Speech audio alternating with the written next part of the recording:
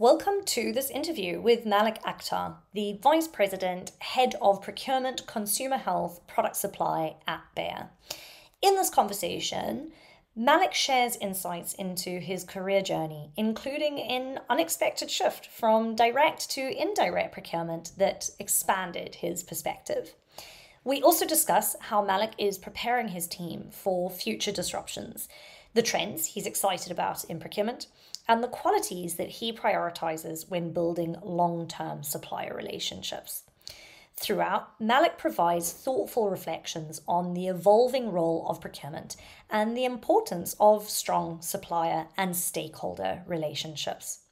I hope you find his experiences and his advice valuable. Let's dive into the full conversation. Malik, thank you so much for joining me today. It's my pleasure. Brilliant. It's fantastic to have you here, and we're just going to dive in. So first question for you is if you could share an unexpected twist or a turning point in your career that has really influenced your approach to procurement today. So I guess if I look back at my time in procurement, probably one of the biggest shifts that I made was when I moved from directs to indirects. So, I originally started life as a chemical engineer. The training is still in there somewhere, and then moved into procurement, buying raw materials, active ingredients.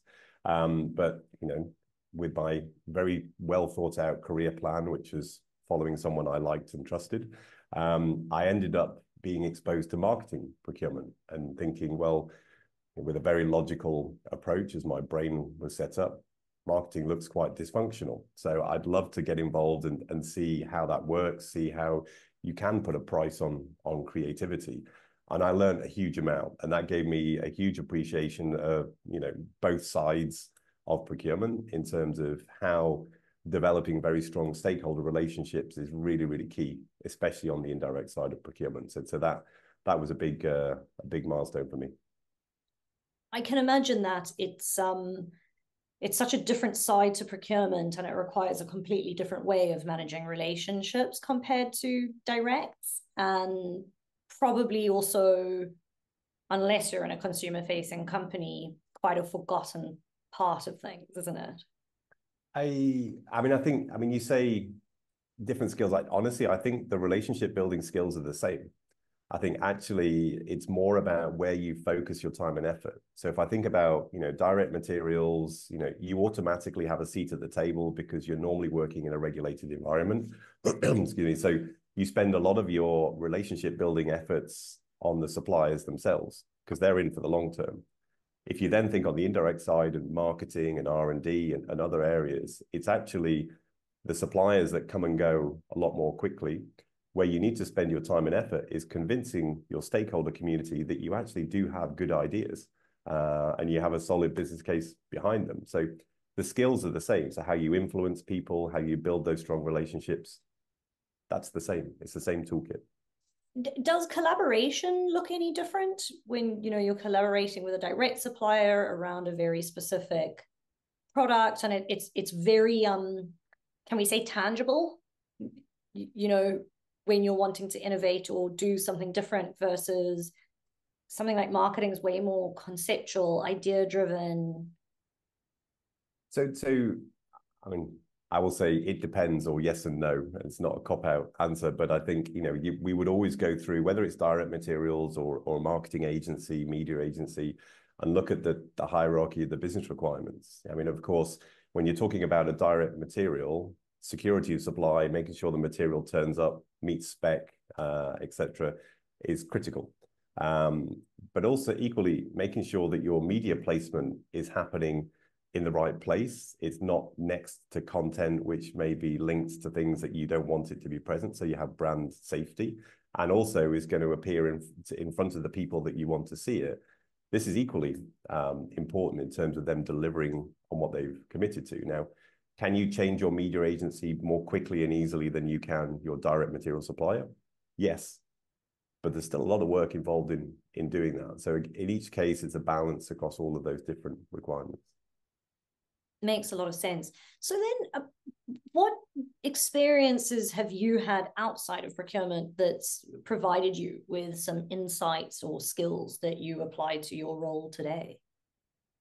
Well, I have to think quite a long time back when I was outside procurement, and that was when I was actually doing chemical engineering. And I suppose how I first fell into procurement, because I don't know many people that set out for a career in procurement, was I knew exactly how to make a particular product or a group of products when I was working back at GSK.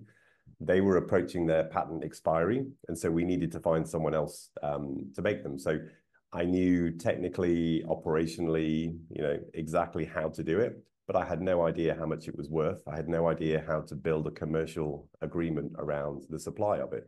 Thankfully, I had a really good teacher at the time and just learned through the experience of doing that. So I guess what have I taken from that? It's not essential that you're a content expert in the categories that you work in procurement, but it helps. Yeah, so the learning agility, being willing to be curious about the category or categories really helps you. But you always have people around you that can provide that expertise as well. It's such an important point, and I love that you referred to having someone there who was really able to, I guess, mentor you and guide you with that development. So how are you preparing your team now for any future disruptions? Do you mean specifically supply disruptions or organization, No, just any anything. disruption, Industry anything, disruption. industry disruptions? So I guess, I mean, my career is kind of a really big circle from starting in direct materials, a long time in marketing procurement, and now back in directs and the manufacturing organization. I think, when I was previously in direct materials, things were a lot simpler. We would save money every year, prices would always go down. And then I came back when it was the biggest disruption in 2021. We had COVID, we had Ukraine, all the supply chain issues and shortages. So I think that we now have kind of a newfound respect for what may happen. We have much more activity that we do on kind of dual sourcing of materials to make sure that we have built-in risk mitigation in our plans. We are a lot less reliant on global supply chains. Where we can, we'll go region for region, and we'll plan that within the team and the strategies that we have as well. So trying to predict the future has always been quite challenging, but it's got a little bit more difficult. Yeah, about the only thing that's predictable is that it's unpredictable, isn't it? Exactly. Yeah. So in that line of questioning, what trends in procurement are you kind of really excited about at the moment, and how do you think they might transform the kind of relationships that you have with your suppliers? So, I mean, there's probably a couple of things. So one thing that we're working on is a platform to help us with supplier collaboration. So we actually configured an instance of Salesforce that we're using and now rolling out to all of our key suppliers, and that will be coming actually probably next month. So, bit of a spoiler alert there. So that's going to be really important, because at the moment there's too much information and knowledge which sits either in people's heads or on their desktop. And actually, we need to make sure that we're better at knowledge management, centralizing this to make those relationships more efficient. Because, as I talked about, those other functions that we work with, they may have a procurement contact, quality, technical, operations, legal, you name it. And that could be on both sides of the relationship. So we have to streamline that and make it simpler and more effective.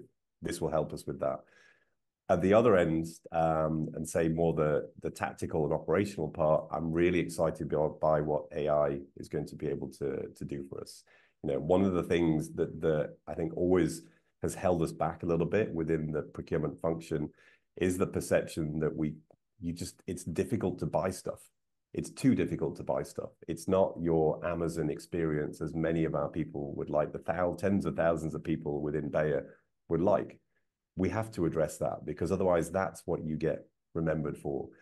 So using AI to help people to navigate guided buying solutions, giving them more freedom to spend their money wisely and smartly. I couldn't agree with you more. I think that there are so many interesting applications for AI in the future.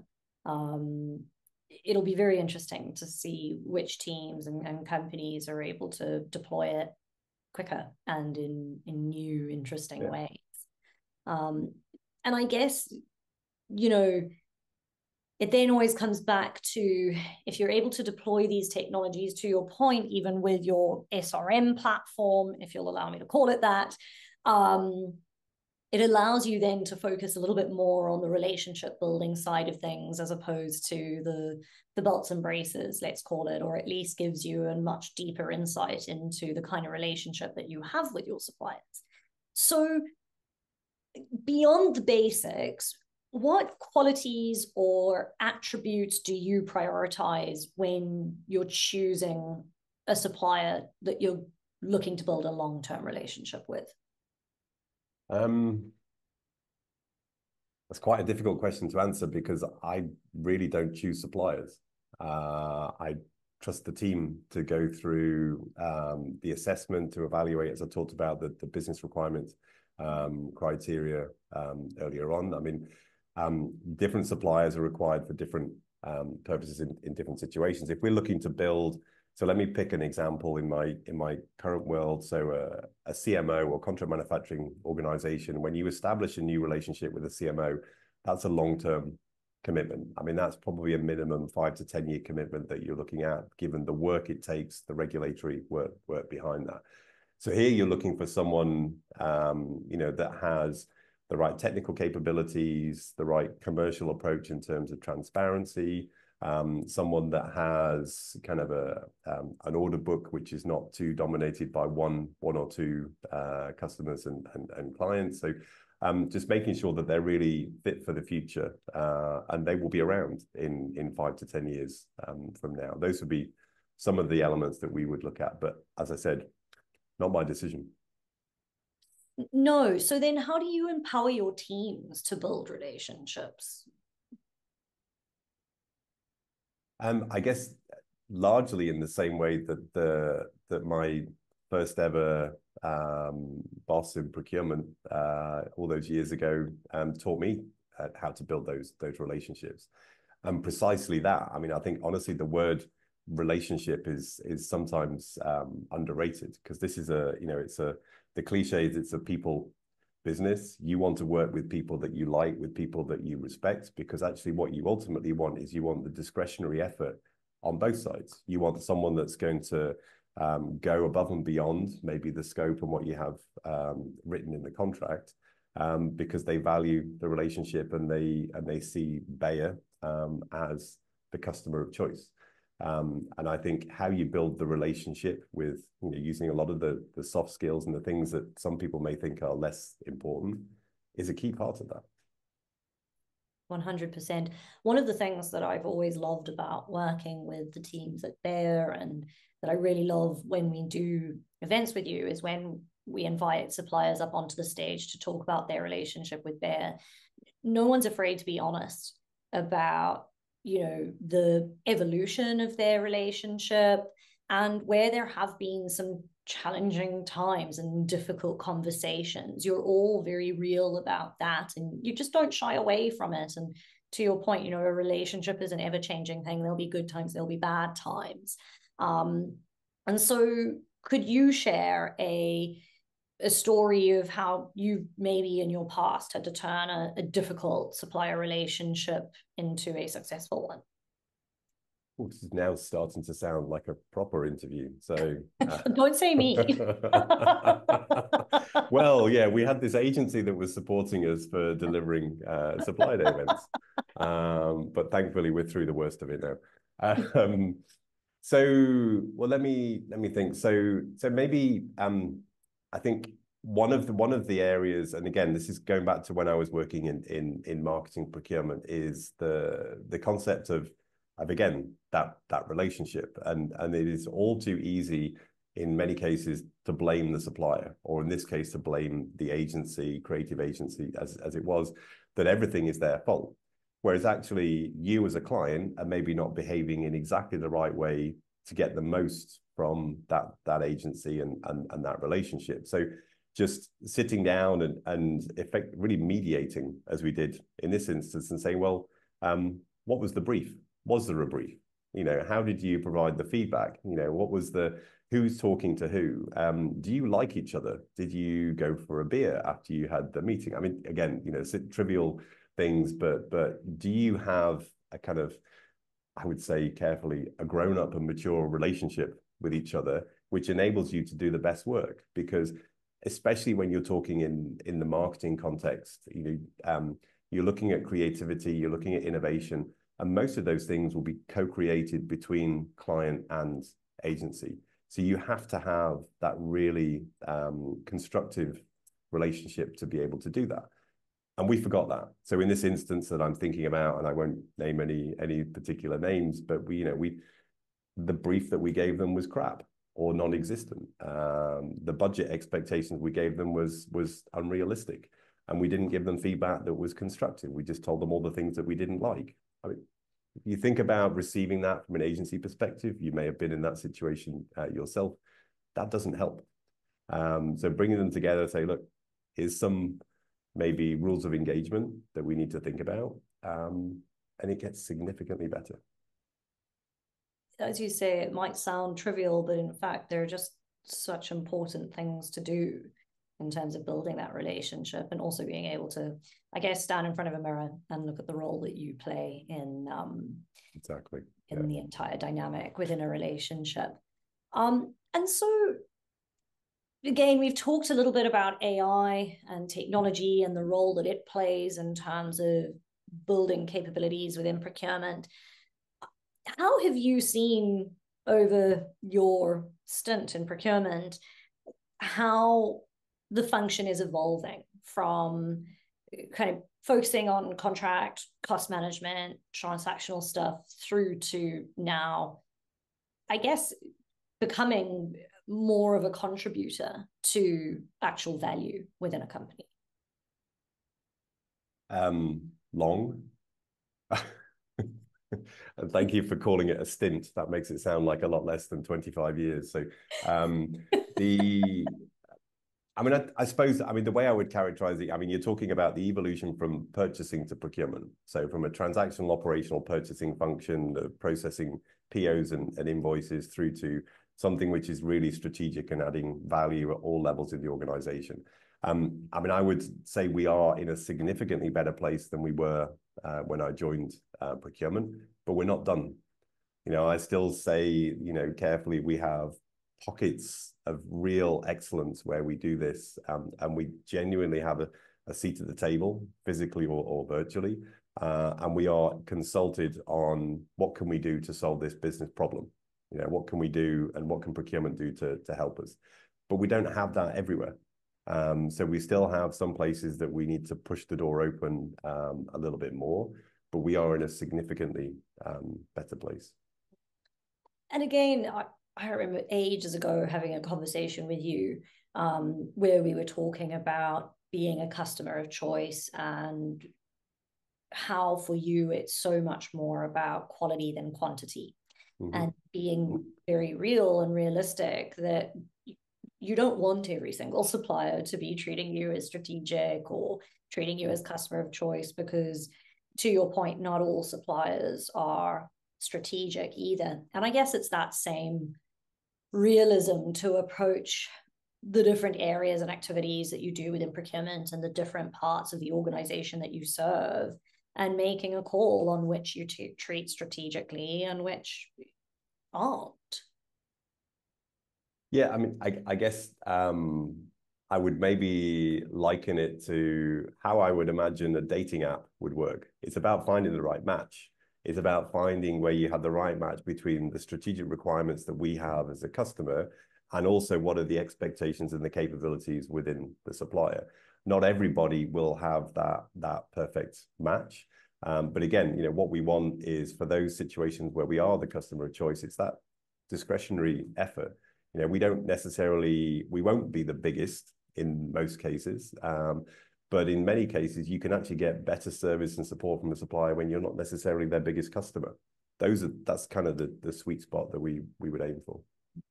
I feel a new business idea coming out, a dating app for procurement. Next thing. You're going to join the ranks of founders. It is an interesting concept, though, isn't it? And then when you talk about how the buying experience for large organizations is not like Amazon or anything that it would be as a consumer, and you start to think the technology is there, the capabilities are there, how long before organizations are able to not only purchase like they would on Amazon, but also start selecting suppliers as you would in a dating app, where you can really look at some of those. Yeah, I mean, it's already starting. I mean, some of the stuff that we're piloting at the moment, it goes in that direction. So it will guide you to where there is a solution and a provider for a particular service or product. And if there isn't, it will support you through, let's say, the dating activity. There you go. And how long before it's not just about capabilities and the actual product that's being sold, and it is also about the longer term relationship stuff, you know, of where this company is going. Does it align to what you want to do within your organization? What is their culture like, which would then enable you to also evaluate suppliers, especially new ones, based on having shared values. Yeah. Very interesting. There's an idea there. Yeah. A little light bulb going up. Malik, thank you so much. We're going to leave it there. Really, really appreciate it. Very good. Thank you very much, Caitlyn.